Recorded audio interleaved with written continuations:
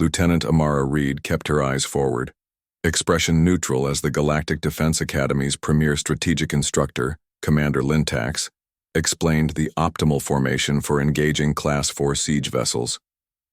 She didn't raise her hand when he asked for questions. She didn't correct him when he dismissed Earth tactics as primitive but occasionally effective. She simply took notes, her stylus moving across the holographic interface without a sound.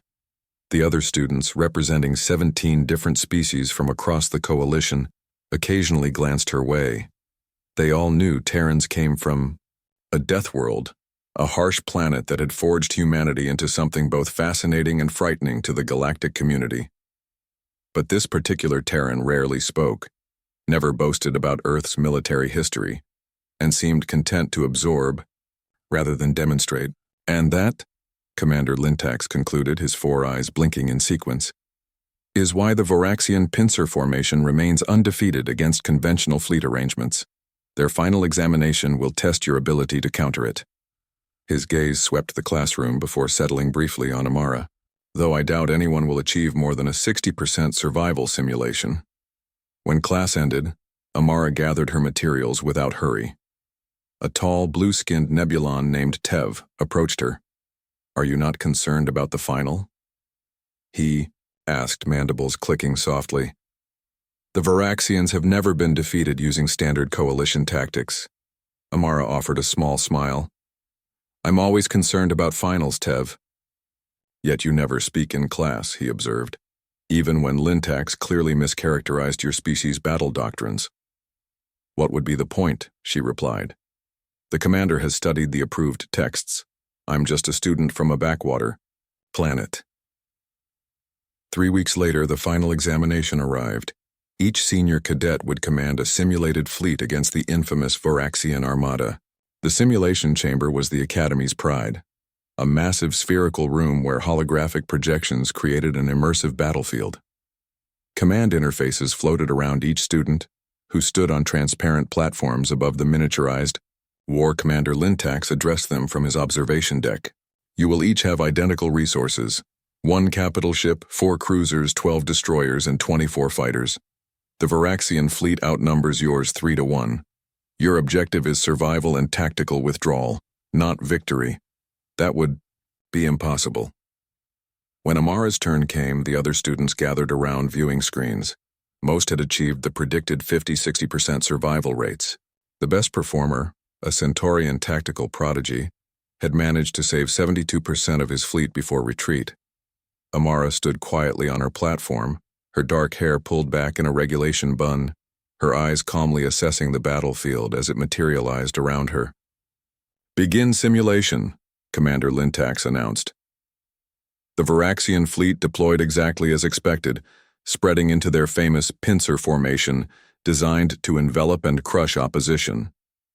Amara's first command surprised everyone. "All cruisers, power down weapons. Redirect energy to shields and engines. Fighters, form up behind destroyers in tight formation." Commander Lintax frowned.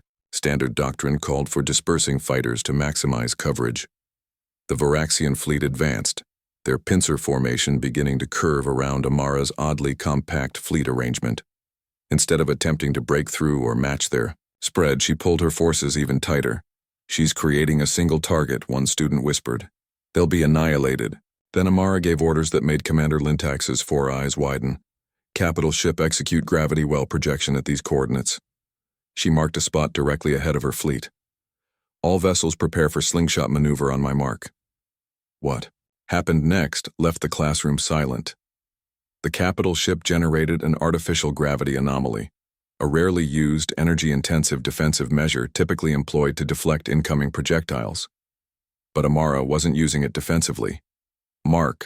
Her entire fleet swung around the gravity well at speeds that would have torn apart real ships. The maneuver flung them through a narrow gap in the Voraxian formation before the enemy could adjust.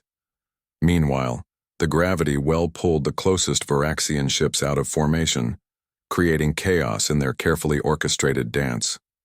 Destroyers, deploy mines. Fighters, execute Operation Scatter.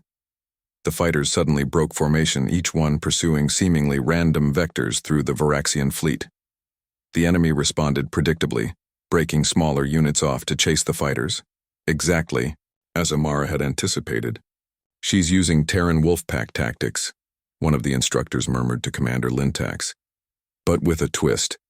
The twist became apparent when the fighters abruptly cut engines near specific Varaxian vessels. The pursuing enemy ships overshot their targets directly into the paths of the previously deployed mines. Chain reactions rippled through the Varaxian fleet. Not devastating but disruptive, precisely calculated disruption.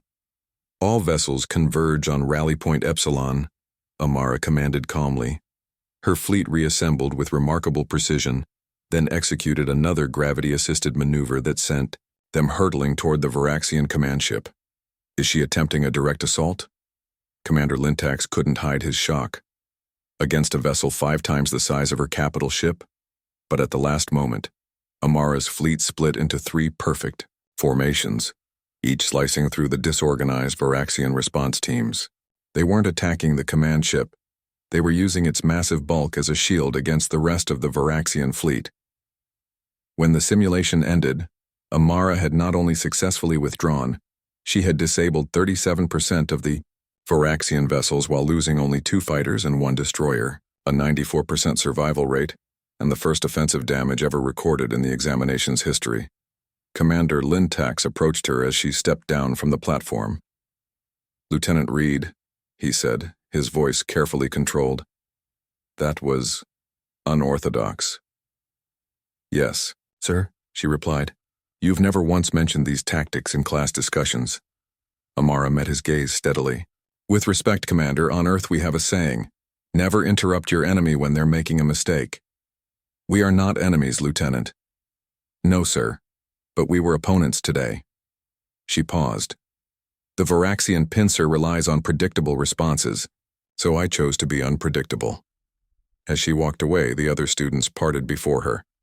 The quiet Deathworlder who had never raised her hand had just rewritten the Academy's understanding of tactical possibility, and she had done it without saying a word until it mattered.